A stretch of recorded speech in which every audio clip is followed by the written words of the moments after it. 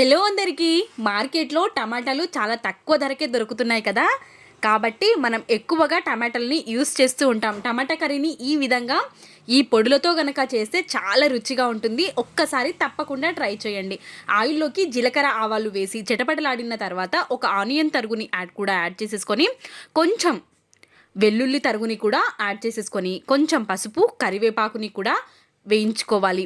ఇవి మొత్తం మంచిగా వేగిపోయిన తర్వాత రెడ్ టమాటోస్ని కట్ చేసేసుకొని, ఒక 3-5 టమాటోస్ని తీసుకొని కట్ చేసుకొని, వీటిని కూడా ఫస్ట్ ఆయిల్లోనే కొద్దిగా మనం కలుపుతూ ఫ్రై అవ్వనివ్వాలి.